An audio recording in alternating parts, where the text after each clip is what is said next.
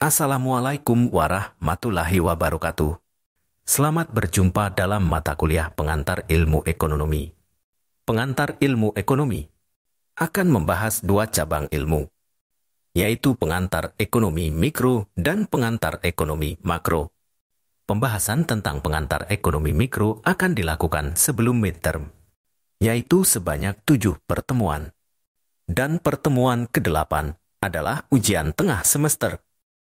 Pembahasan tentang pengantar ekonomi makro akan dibahas setelah ujian tengah semester, yaitu pertemuan 9 sampai pertemuan 15 dan pertemuan 16 adalah ujian akhir semester.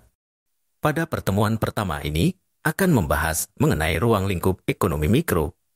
Adapun subpokok bahasan yaitu definisi ekonomi mikro, ruang lingkup ekonomi mikro, prinsip dasar ekonomi mikro, dan subtopik lainnya yang berkaitan. Mari kita mulai sekarang. Ini ada pengertian ekonomi mikro. Ekonomi mikro adalah cabang ilmu ekonomi yang mendalami perilaku ekonomi individu, rumah tangga, dan perusahaan dalam menghadapi keterbatasan sumber daya yang terbatas. Fokus utamanya adalah pada interaksi di tingkat mikro, di mana individu membuat keputusan tentang alokasi sumber daya mereka untuk mencapai tujuan yang paling memuaskan. Ekonomi mikro mempelajari bagaimana individu mengoptimalkan pemanfaatan sumber daya mereka dalam rangka menghadapi trade-off antara berbagai alternatif. Kedua, ruang lingkup ekonomi mikro. Ruang lingkup ekonomi mikro mencakup beberapa topik utama, yaitu: pertama, teori perilaku konsumen.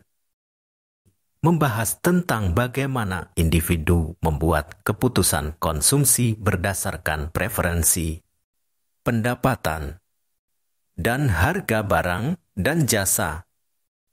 Kurva indiferensi dan kurva permintaan merupakan alat analisis yang digunakan untuk memahami bagaimana konsumen memilih kombinasi barang yang memberikan utilitas maksimal. Teori produsen. Di dalam teori ini, kita mempelajari bagaimana perusahaan menghasilkan barang dan jasa dengan mempertimbangkan biaya produksi, teknologi, dan tingkat output yang menguntungkan. Analisis fungsi produksi dan kurva biaya adalah alat yang digunakan untuk memahami hubungan antara input dan output produksi. Teori pasar dan harga.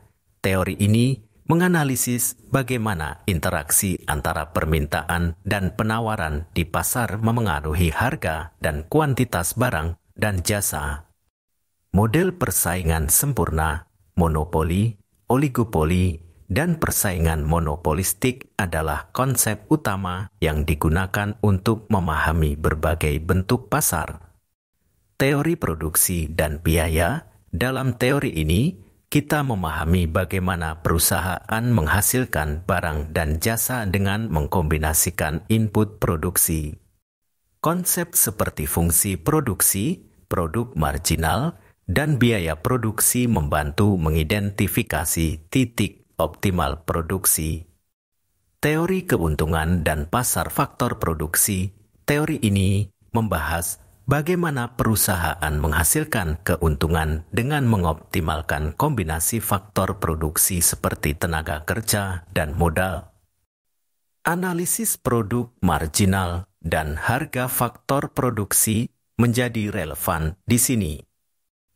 Prinsip dasar ekonomi mikro. Prinsip pilihan. Setiap individu atau entitas dihadapkan pada pilihan yang melibatkan trade-off antara alternatif yang tersedia.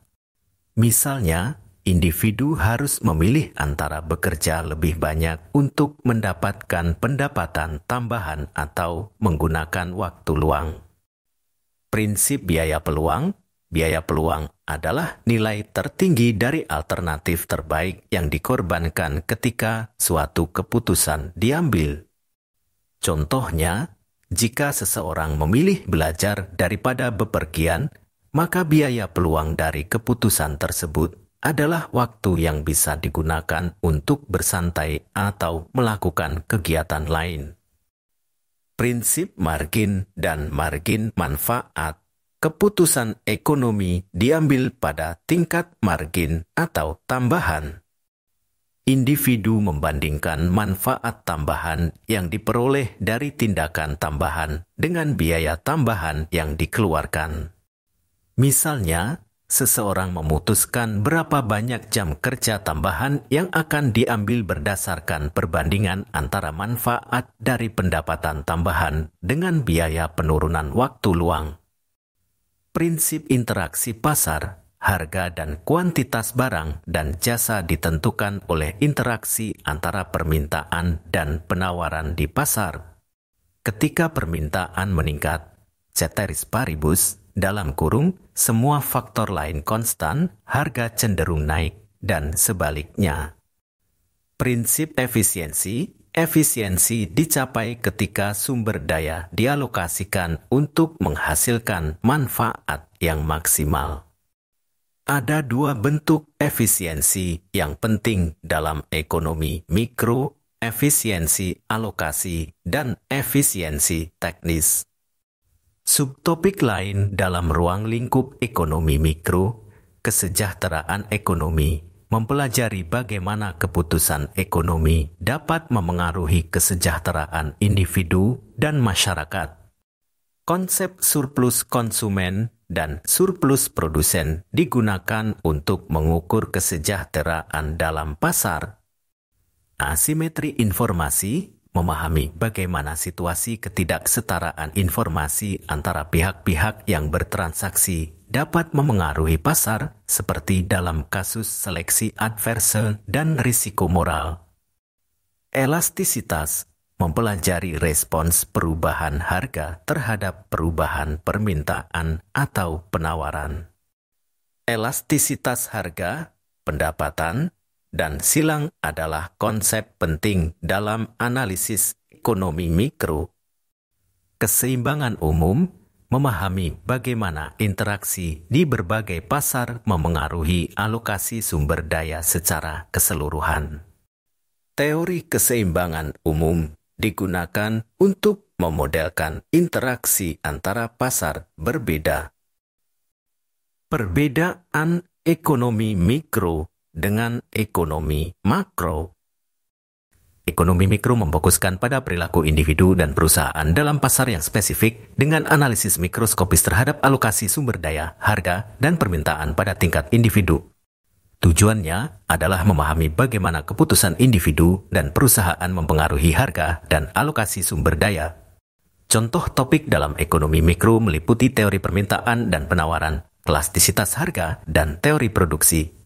Skala analisisnya berkisar dari skala kecil hingga menengah, dan metode analisis melibatkan analisis mikroskopis dan observasi data individual atau perusahaan. Sementara itu, ekonomi makro mengkaji fenomena ekonomi dalam skala nasional atau global dengan fokus pada analisis makroskopis terhadap aspek seperti pertumbuhan ekonomi, inflasi, pengangguran, dan neraca pembayaran. Tujuannya adalah memahami tren besar dan dampaknya terhadap perekonomian secara keseluruhan. Contoh topik dalam ekonomi makro meliputi pertumbuhan ekonomi, inflasi, pengangguran, serta kebijakan fiskal dan moneter. Skala analisisnya mencakup skala besar seperti negara atau dunia, dan metode analisis melibatkan pengumpulan data statistik, analisis regresi, dan model ekonometri.